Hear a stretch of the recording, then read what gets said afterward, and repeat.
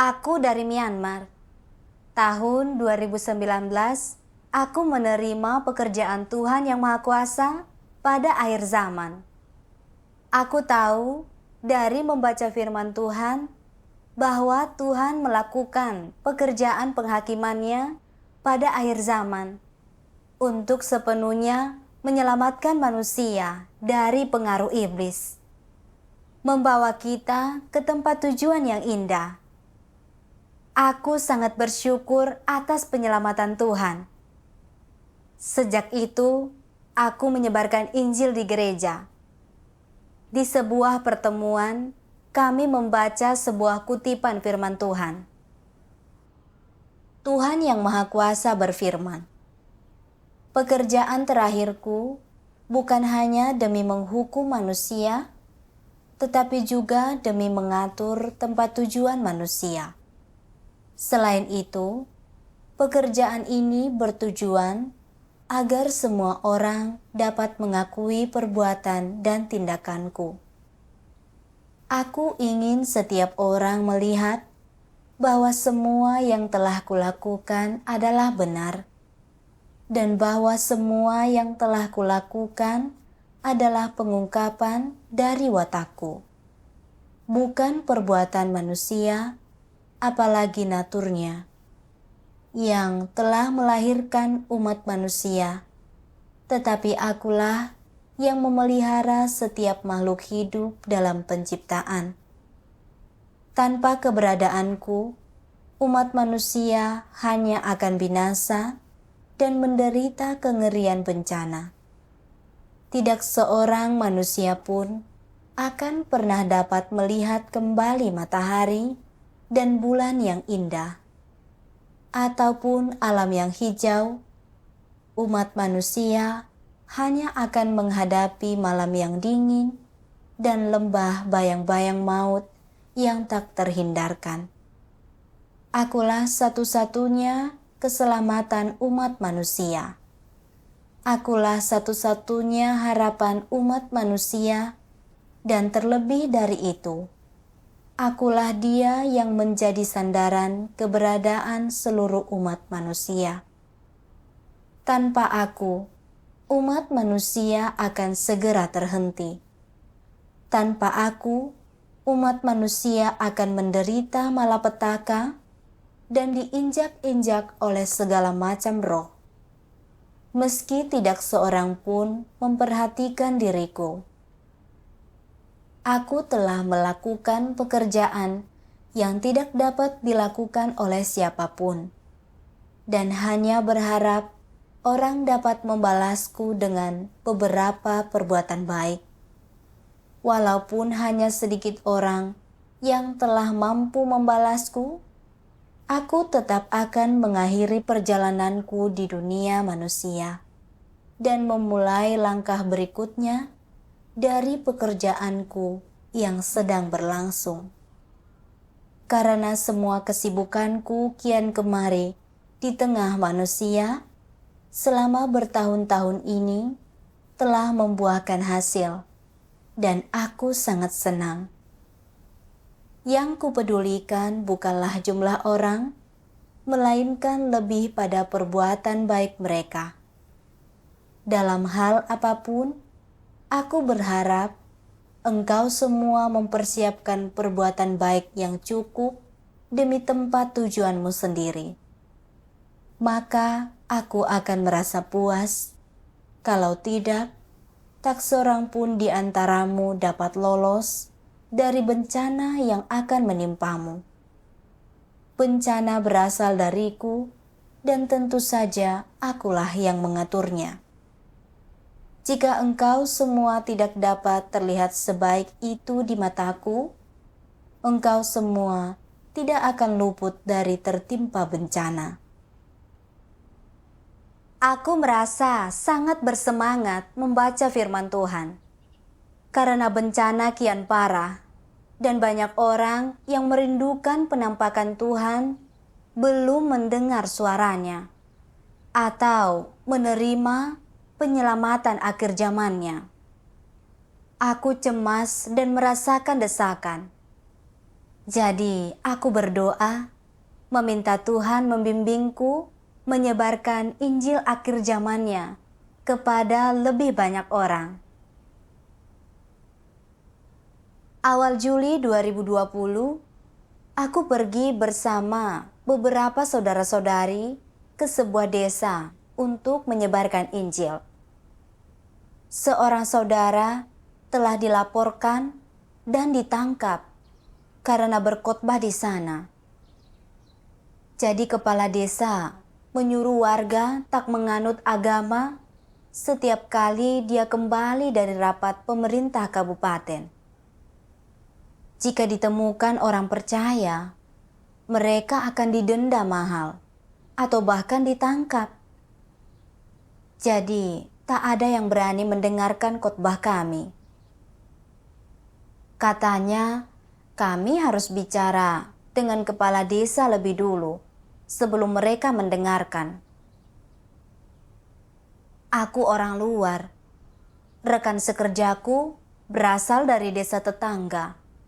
Dan kami tak mengenal kepala desa itu. Penduduk setempat juga tak mau membawa kami menemui dia. Aku tak tahu cara mengatasi kesulitan ini. Kami juga terancam dilaporkan dan ditangkap kapanpun. Aku berdoa, meminta Tuhan menunjukkan kami jalan. Kami membaca sebuah kutipan firman Tuhan dalam sebuah pertemuan. Tuhan yang Maha Kuasa berfirman, "Engkau harus percaya bahwa segala sesuatu berada di tangan Tuhan, dan bahwa manusia hanya bekerja sama dengan Dia. Jika hatimu tulus, Tuhan akan melihatnya, dan Dia akan membuka semua jalan bagimu, menjadikan yang sulit tidak lagi sulit. Inilah iman yang harus kau miliki. Oleh karena itu, engkau tak perlu khawatir tentang apapun juga, sementara engkau melaksanakan tugasmu. Selama engkau menggunakan semua kekuatanmu dan melakukannya dengan segenap hati, Tuhan tidak akan mempersulit dirimu atau memaksamu untuk melakukan apa yang tak mampu kau lakukan. Firman Tuhan memberiku iman dan kekuatan. Betapapun sulitnya membagikan Injil atau bagaimanapun pemerintah menindas kami, apakah aku bisa bertemu kepala desa atau dilaporkan dan ditangkap? Sepenuhnya ada di tangan Tuhan. Menyebarkan Injil adalah perintah Tuhan, sesuatu yang Tuhan ingin tuntaskan. Mesti pemerintah menindas dan kepala desa menghalangi, mereka tak bisa menghentikan penyebaran Injil kerajaan Tuhan. Mereka tak bisa menghentikan domba Tuhan untuk kembali kepadanya. Asalkan kami mencurahkan segenap kemampuan ke dalam pekerjaan, aku tahu Tuhan akan menunjukkan arah dan membuka jalan bagi kami. Begitu memahami kehendak Tuhan, kami punya kepercayaan diri membagikan Injil. Ternyata, seorang saudara dari desa tetangga berkerabat dengan kepala desa. Dia bilang akan membawa kami menemui kepala desa keesokan harinya. Sore itu, kami kembali ke desa dan berkhotbah kepada beberapa penduduk setempat yang punya kemanusiaan baik. Saat kami bersekutu, wakil kepala desa dan bendahara tiba-tiba muncul, lalu pergi setelah mendengarkan sebentar. Seorang warga berkata, "Mereka datang untuk melihat apakah kalian memberitakan Injil. Kami tak boleh mendengarkan lagi. Bicaralah dengan kepala desa lebih dulu. Kami akan mendengarkan lagi jika dia setuju." Kami tak punya pilihan selain pergi. Di rumah, aku merasa sangat sedih. Wakil kepala desa tahu kami membagikan Injil. Jika dia menghalangi, penduduk desa tak akan menyelidiki jalan yang benar.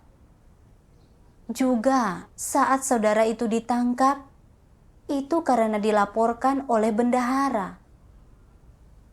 Karena khawatir ditangkap juga, aku tak mau bicara dengan kepala desa. Pengawas tahu tentang keadaanku dan bersekutu denganku. Menghadapi situasi seperti itu, kita tak bisa mundur. Kita harus gunakan kesempatan itu untuk membagikan Injil kepada mereka. Selama kita memenuhi tanggung jawab, entah mereka menerima Injil atau tidak, hati nurani kita akan bersih. Saat itu, aku teringat kutipan firman Tuhan yang pernah aku baca. Dalam mengabarkan Injil, engkau harus memenuhi tanggung jawabmu dan dengan sungguh-sungguh menangani setiap orang yang kepadanya engkau mengabarkan Injil. Tuhan menyelamatkan manusia sebisa mungkin, dan engkau harus memikirkan kehendak Tuhan. Engkau tidak boleh sembarangan melewatkan siapapun yang sedang mencari dan mempertimbangkan jalan yang benar.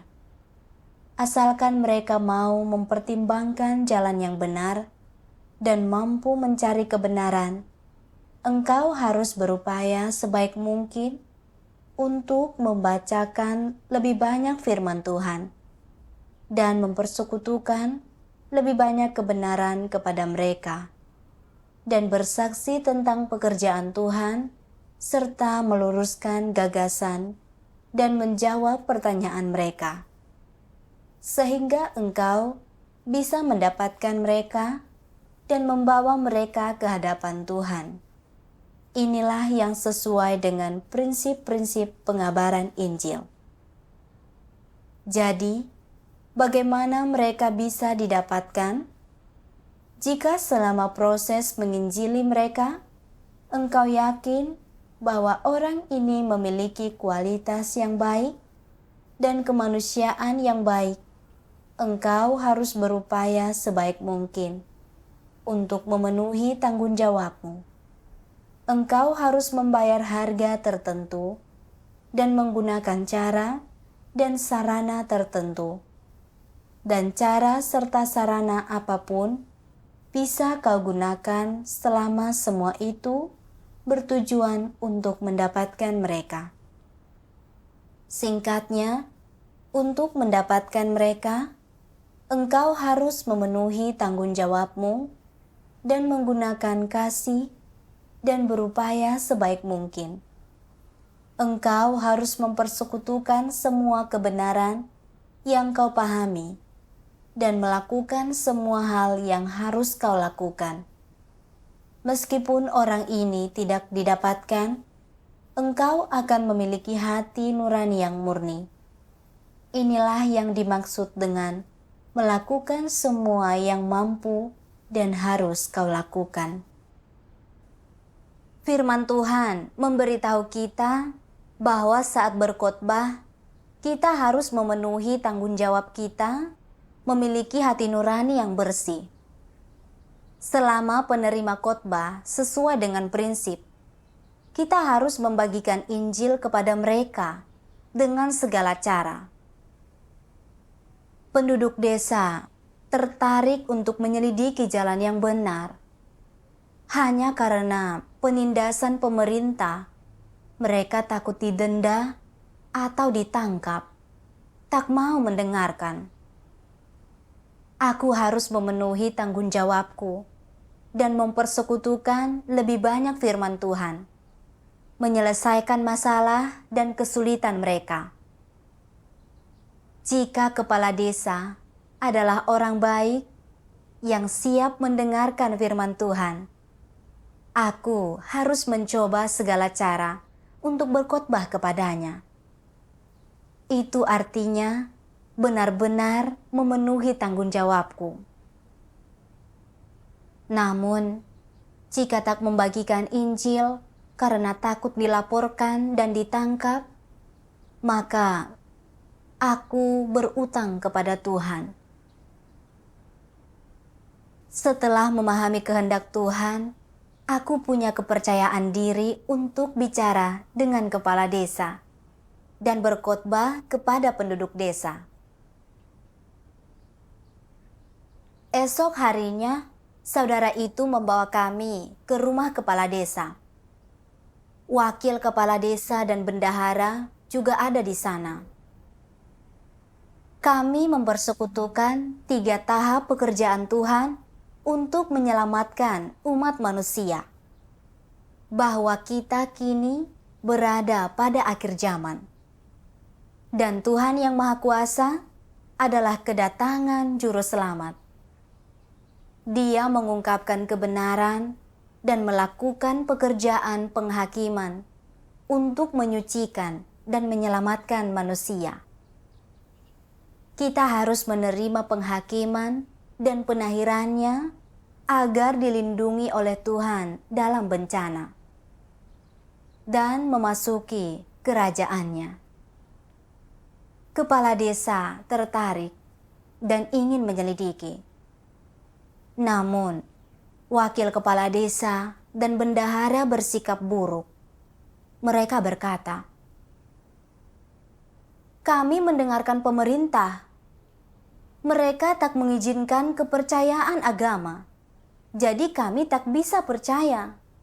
Kalau tidak, kami akan ditangkap." Melihat sikap mereka yang teguh, aku berdoa kepada Tuhan, mempercayakan mereka kepada Tuhan dan meminta bimbingannya. Kemudian, aku membacakan mereka sebuah kutipan firman Tuhan yang Maha Kuasa.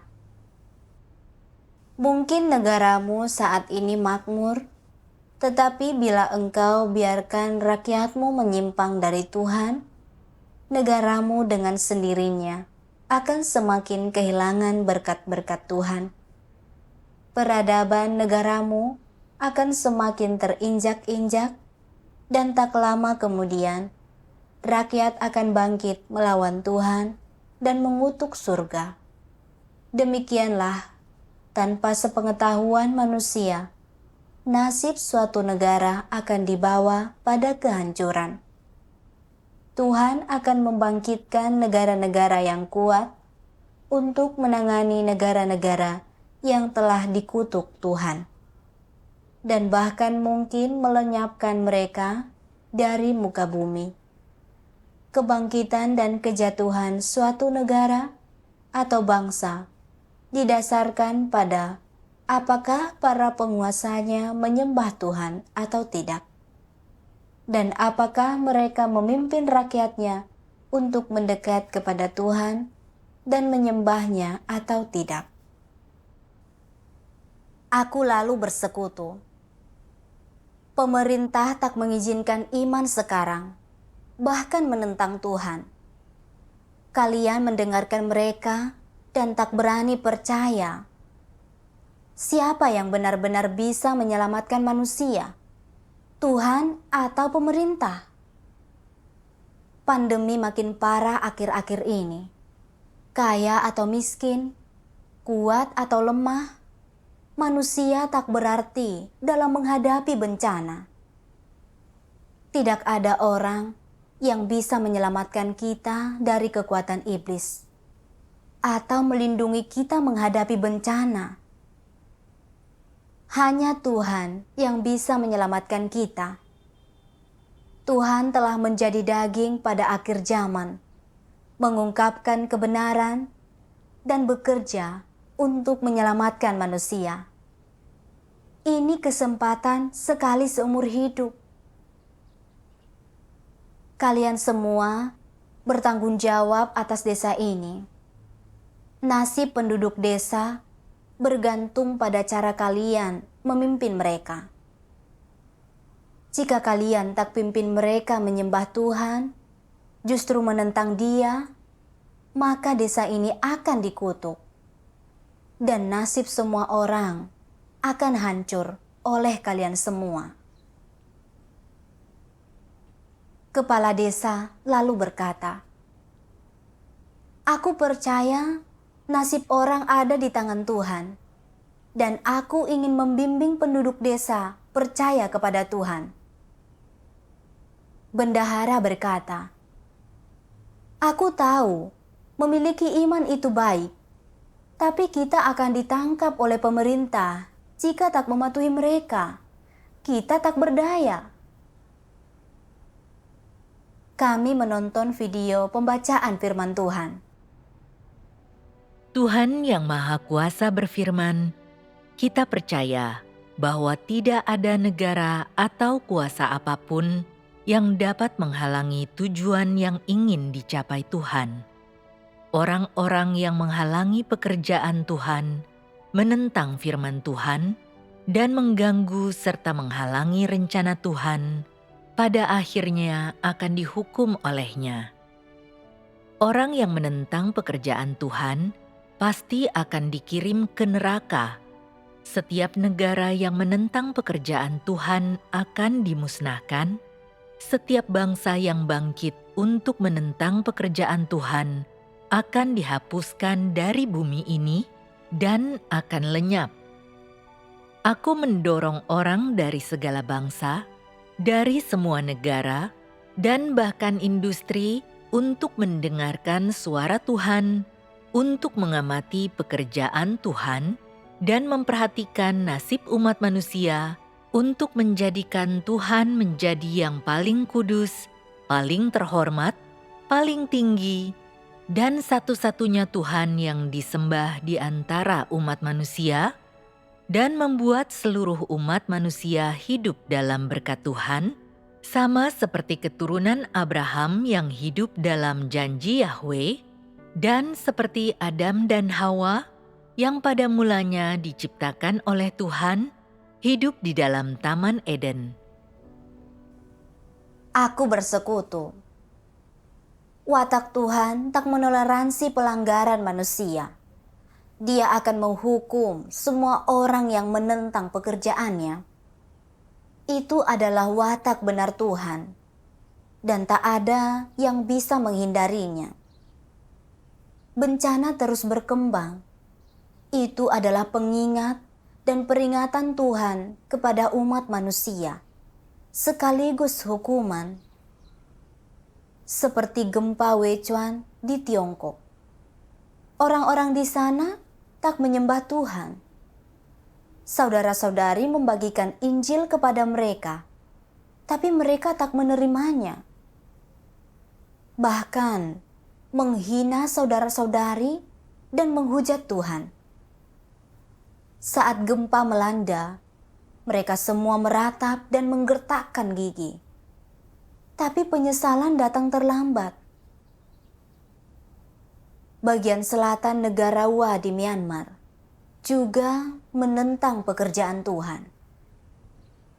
Pemerintahnya sering menangkap orang percaya dan tak mengizinkan orang menerima pekerjaan Tuhan yang Maha Kuasa. Bulan Juni ini terjadi banjir di sana dan banyak rumah hanyut. Bencana besar belum menimpa kita. Jadi Tuhan masih memberi kita kesempatan bertobat. Jika bencana datang, sudah terlambat untuk menyesal. Menyinggung manusia bukan masalah besar, tapi konsekuensi menentang Tuhan itu serius. Kita semua pernah melakukan hal-hal yang melawan Tuhan. Tapi asalkan kita bertobat kepada Tuhan, membimbing penduduk desa untuk menyelidiki jalan yang benar, dan berpaling kepada Tuhan, Tuhan akan berbelas kasih dan mengampuni kita. Setelah aku bersekutu, sikap bendahara tampak sedikit mengendur. Kepala desa dan yang lainnya setuju untuk mengizinkan kami membagikan Injil kepada penduduk desa. Pagi besoknya, kami mengumpulkan penduduk desa dan memberi mereka kesaksian tentang pekerjaan Tuhan pada akhir zaman. Setelah lebih dari 10 hari bersekutu, lebih dari 40 orang di desa, termasuk kepala desa dan wakil kepala desa, telah menerima pekerjaan Tuhan yang Maha Kuasa. Mereka merindukan firman Tuhan. Dengan penuh semangat, berpartisipasi dalam pertemuan. Juga mengajak orang lain datang mendengarkan khotbah. Kemudian, dengan kerjasama dan kerja keras saudara-saudari, banyak penduduk di desa-desa Myanmar menerima pekerjaan Tuhan yang Maha Kuasa. Aku dilaporkan beberapa kali karena menyebarkan Injil. Kebanyakan orang di kampung halamanku tahu aku percaya kepada Tuhan yang Maha Kuasa. Dan polisi mencariku kemana-mana. Karena aku tak di rumah, mereka pergi ke rumah orang tuaku. Lalu menangkap dan memenjarakan ibuku yang bukan orang percaya. Aku sangat marah. Imanku benar dan baik. Membagikan Injil juga perbuatan yang benar. Pemerintah memburuku kemanapun karena imanku. Dan mereka bilang, tak akan membebaskan ibuku sampai menangkapku. Di manakah kejujuran atau keadilan? Keluargaku tak memahamiku. Mereka bilang, ibuku ditangkap karena imanku. Mereka menghubungiku dan menuduhku kejam. Saudara-saudariku bahkan berkata, aku harus menyerahkan diri.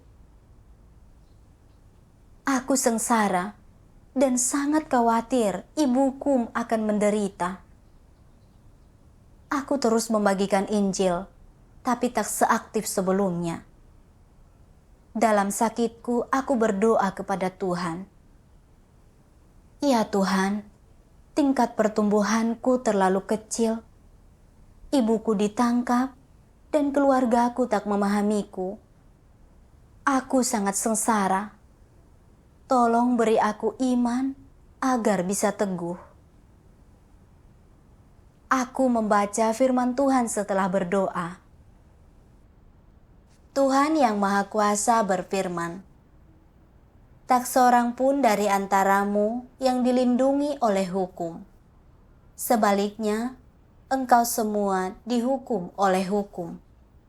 Bahkan, yang lebih jadi masalah adalah orang-orang tidak memahamimu. Entah itu kerabat, orang tua, para sahabat, atau rekan-rekanmu, tak seorang pun dari antara mereka yang memahami dirimu. Ketika engkau dibuang Tuhan, mustahil bagimu untuk melanjutkan hidup di bumi. Tetapi, meskipun demikian, manusia tidak tahan berada jauh dari Tuhan. Inilah arti penting penaklukan Tuhan atas manusia. Dan inilah kemuliaan Tuhan. Firman Tuhan benar-benar menyentuhku. Sebagai orang percaya, membagikan Injil dan menempuh jalan hidup yang benar adalah hal paling benar di dunia ini. Namun, bukan saja orang percaya tak punya perlindungan hukum di negara-negara anti Tuhan. Mereka dihukum dan ditangkap. Bahkan anggota keluarganya terdampak. Pemerintah berkata, pengedar narkoba dan pembunuh bisa diampuni. Hanya orang percaya yang tak bisa. Juga begitu orang percaya ditangkap, mereka didenda, dipenjara, atau diberikan kepada pejabat sebagai buruh. Orang percaya sama sekali tak diperlakukan seperti manusia. Ini adalah negara yang gelap dan jahat. Sodom zaman modern menentang Tuhan. Menjadi orang percaya, mengikuti Tuhan saat ini berarti dipersekusi. Tapi aku memahami kehendak Tuhan. Tuhan menggunakan kesulitan itu untuk menyempurnakan imanku, serta memungkinkanku mendapatkan pemahaman atas esensi jahat pemerintah yang menentang Tuhan, agar aku bisa menolak dan meninggalkan iblis, juga sepenuhnya berpaling kepada Tuhan. Rasa sedihku berkurang setelah memahami kehendak Tuhan. Aku merasa siap untuk mengandalkan Tuhan dan terus membagikan Injil. Kemudian, aku mengumpulkan orang-orang percaya baru dan memberi mereka persekutuan tentang firman Tuhan, agar mereka mengetahui pekerjaan Tuhan dan memahami kehendak-Nya. Kami mendengarkan lagu pujian firman Tuhan bersama-sama. Bangkitlah saudara-saudara, bangkitlah saudari-saudari. Hariku tidak akan tertunda. Waktu adalah kehidupan, dan memanfaatkan waktu berarti menyelamatkan kehidupan. Waktunya tidak lama lagi. Jika engkau semua gagal dalam ujian masuk perguruan tinggi, engkau dapat belajar lagi dan mengulangi ujian itu sesering yang engkau mau. Namun hariku tidak akan mengalami penundaan lagi. Ingat, aku memintamu dengan perkataan baik ini. Akhir dunia dibukakan di depan matamu, dan bencana besar mendekat dengan cepat.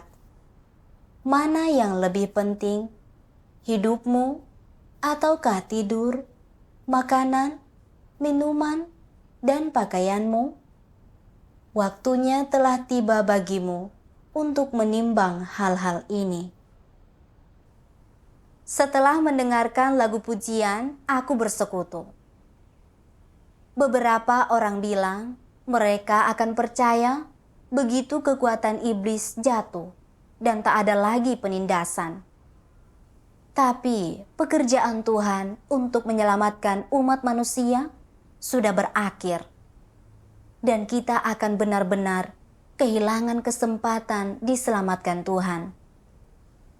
Jika kita terhalang oleh pemerintah dan tak berani beriman jika mereka melarang, bisakah pemerintah menyelamatkan kita? Tentu saja tidak. Hanya Tuhan yang bisa menyelamatkan kita. Jika kita mendengarkan mereka dan tak percaya, kita akan kehilangan penyelamatan Tuhan pada akhir zaman. Saat pekerjaan Tuhan berakhir, kita akan dihancurkan bersama pemerintah. Kita telah menderita akibat penindasan dan penangkapan pemerintah karena iman kita.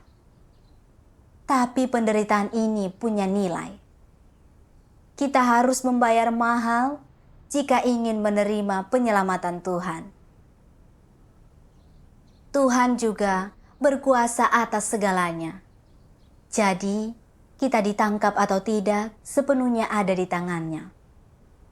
Jika kita ditangkap, itu seizin Tuhan. Kita harus tunduk kepadanya dan memetik pelajaran. Kemudian aku membaca lebih banyak firman Tuhan yang Maha Kuasa. Mereka yang Tuhan sebut para pemenang adalah mereka yang tetap mampu menjadi kesaksian dan mempertahankan keyakinan dan pengabdian mereka kepada Tuhan ketika berada di bawah pengaruh iblis dan dikepung oleh iblis, yaitu saat mereka mendapati diri mereka berada di tengah kekuatan kegelapan. jika engkau tetap mampu menjaga hati yang murni di hadapan Tuhan dan mempertahankan kasih yang tulus kepada Tuhan, apapun yang terjadi, engkau sedang menjadi kesaksian di hadapan Tuhan, dan inilah yang Tuhan maksudkan sebagai pemenang. Engkau sekarang harus mengerti bahwa alasan Tuhan tidak menghancurkan iblis pada saat penyelamatannya bagi manusia adalah agar manusia dapat melihat dengan jelas bagaimana iblis telah merusak mereka dan sejauh mana iblis telah merusak mereka, serta bagaimana Tuhan memurnikan dan menyelamatkan mereka. Pada akhirnya, ketika orang-orang telah memahami kebenaran dan dengan jelas melihat wajah iblis yang menjijikkan, serta melihat dosa besar dari perusakan iblis terhadap mereka, Tuhan akan menghancurkan iblis, menunjukkan kepada mereka keadilannya. Aku bersekutu. Tuhan mengizinkan pemerintah menindas dan menangkap. Ini menguji apakah kita benar-benar percaya kepada Tuhan. Apakah kita beriman atau tidak? Dengan penindasan dan kesulitan seperti ini, jika kita bisa mempertahankan iman dan tak tenggelam dalam kenegatifan atau mengkhianati Tuhan, justru tetap mengikuti Tuhan, ikut pertemuan, dan membagikan Injil, itu artinya memiliki kesaksian. Iblis pun akan dipermalukan dan dikalahkan. Penderitaan itu punya nilai. Mengapa Tuhan tak menghancurkan iblis saja sekarang? Tujuannya adalah menggunakan iblis sebagai cara menyempurnakan sekelompok pemenang. Juga membuat kita belajar membedakan yang baik dari yang jahat. Kita bisa melihat bagaimana Tuhan bekerja untuk menyelamatkan manusia, serta bagaimana iblis merusak dan menyakiti manusia. Lalu suatu hari, saat Tuhan menghancurkan iblis, kita akan melihat betapa benarnya Tuhan. Jika Tuhan langsung memusnahkan iblis, kita tak akan membedakan iblis, juga tak akan membenci dan meninggalkannya. Sama seperti rejim iblis yang anti Tuhan. Mereka sangat pandai menyamar dan menipu. Saat terlihat melakukan perbuatan baik, itu hanya agar orang-orang memuja mereka. Tuhan yang Maha Kuasa telah menampakkan diri dan bekerja pada akhir zaman untuk menyelamatkan umat manusia. Dia telah menyingkap esensi iblis dari rejim-rejim penentang Tuhan itu. Mereka menyangkal dan mengutuk Tuhan yang Maha Kuasa, menangkap, mendenda, menghukum, dan memenjarakan orang-orang percaya kepadanya. Mereka seperti iblis, si setan, yang membuat orang menyembahnya, serta tak mengizinkan mereka percaya dan mengikuti Tuhan. Pada akhirnya, mereka semua akan masuk ke neraka dan dihukum bersamanya. Setelah bersekutu, para petobat baru punya pemahaman dan iman. Semua orang juga aktif dalam pertemuan itu. Aku sangat senang. Setelah itu, orang-orang percaya baru itu membawa orang dekat mereka untuk datang mendengarkan khotbah. Setelah beberapa hari, lebih dari 80 orang dari desa itu telah menerima pekerjaan Tuhan yang Maha Kuasa pada akhir zaman. Aku melihat hikmat Tuhan bekerja melalui tipu daya iblis. Iblis memainkan segala tipu daya untuk menghentikan pekerjaan Injil, membuat kita frustasi dan tertekan. Tapi firman Tuhan memberi kita iman dan kekuatan. Kita mengerahkan segenap kemampuan untuk membagikan Injil, lalu melihat bimbingan dan berkat Tuhan. Aku sangat bersyukur kepada Tuhan. Aku menyadari tak ada manusia yang bisa menghentikan apa yang Tuhan ingin tuntaskan. Dan imanku makin kuat karena membagikan Injil.